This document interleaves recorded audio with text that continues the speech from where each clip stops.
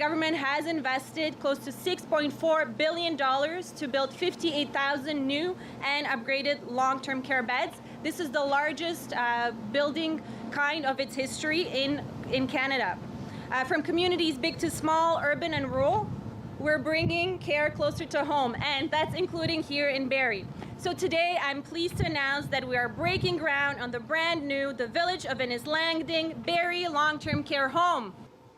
And this village is going to have several phases. We have our rendering off to the side. Our first phase is obviously what's being built behind us, which is a 192-bed long-term care home, which is on the right-hand side, and then moving to the left will be the future phases of retirement home, assisted living, memory care, semi-independent and independent apartments. So we form a full continuum of care for seniors in the city of Barrie and surrounding area.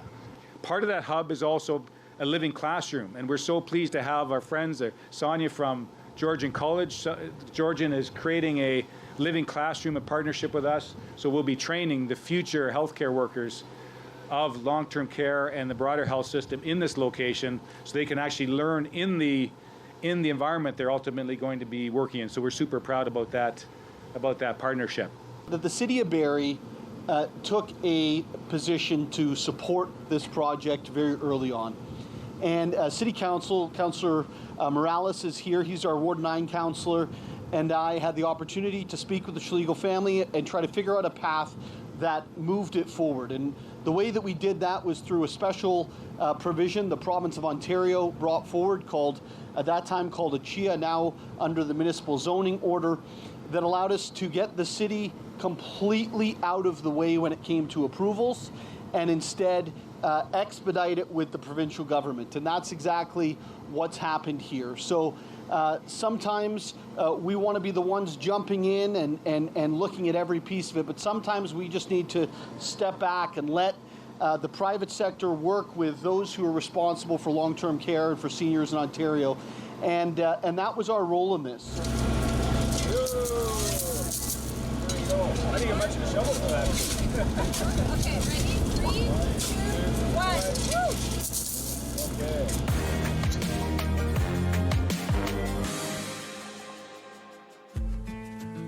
It's such a pleasure to stand with you on this very exciting day as we break ground on what will soon become a place of joy, inclusion, and connection for our entire community, Margaretta Park. This park isn't just about play structures and green space, it's about what we value as a community. It's about saying loud and clear that this park belongs to everyone and everyone belongs here. The IAC is the Innisfil Accessibility Committee, and they've been with a group within the town, made up of members within the community, and they've been very interested in trying to create a park that has wheelchair-enhanced accessibility. This particular location has been slotted for this all-accessible Champion Park for since 2016. So this is a big moment that we're finally here.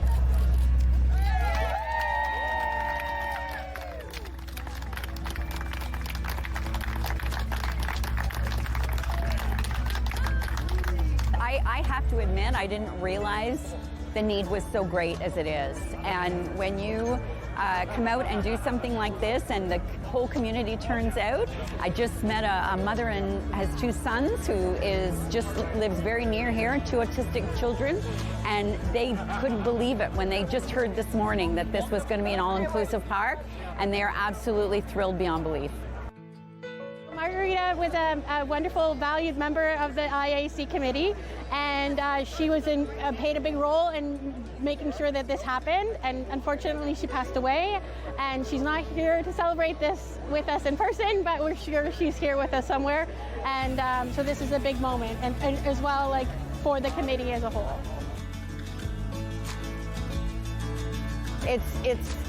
It's very heartwarming to get to this point today where we're finally going to be moving forward.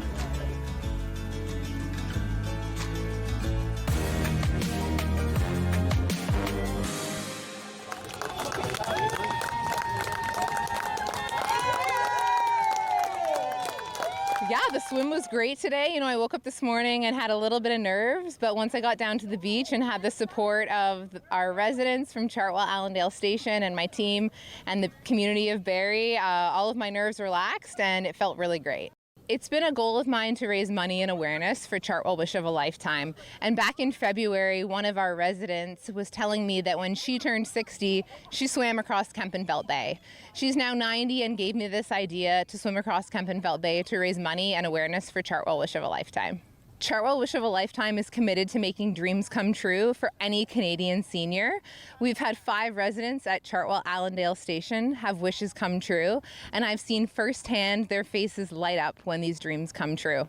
We believe that wishes don't have an expiry date and that we can achieve our dreams at any age. Yeah, my goal was $4,000 and I was nervous that I wouldn't make it, but here we are today. I've doubled my goal and we've raised over $8,000 for Chartwell Wish of a Lifetime.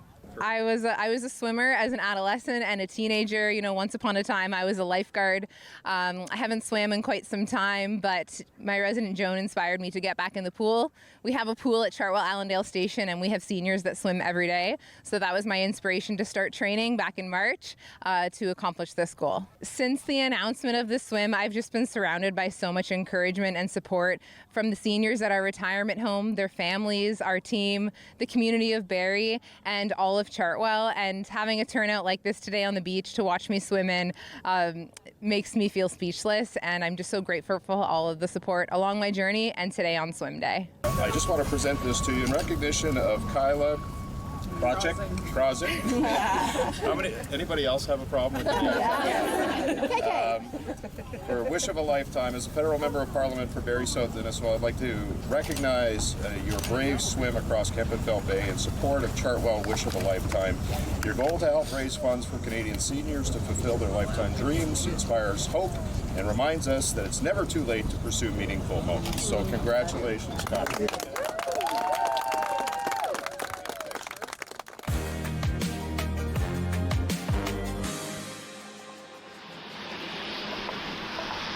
Peacekeeping Day was created to recognize the service of Canadians in faraway places in the service of peace.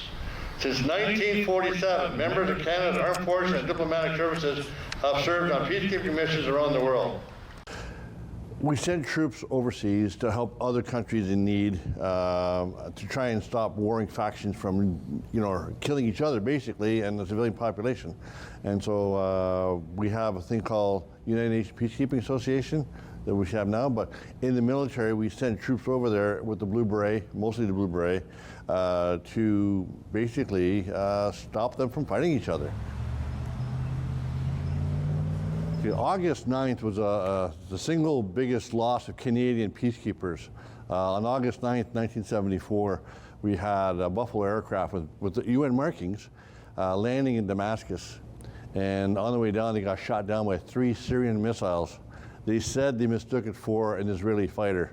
You cannot mistake an Israeli fighter for a Buffalo aircraft. So there were 9 people on board, all 9 perished.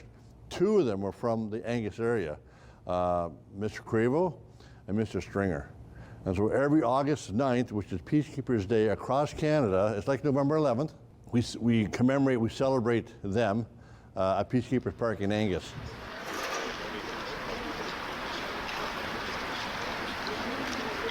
And the whole idea of the park is we don't want people to forget. Okay? They made the ultimate sacrifice. And some of those people on the wall, unfortunately, were my friends. I can't say unfortunately, they were my friends. Unfortunately, they didn't make it. And so that means a lot to me. November 11th for me and August 9th, 2 big days. Those are the days where I stop to reflect and remember those who didn't make it.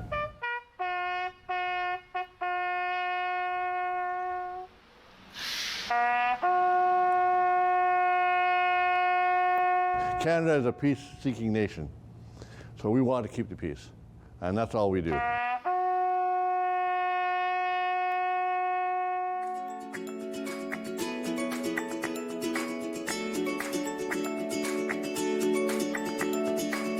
Want to share news from your area? We'd love to hear from you. Email us with your community updates and be part of the conversation.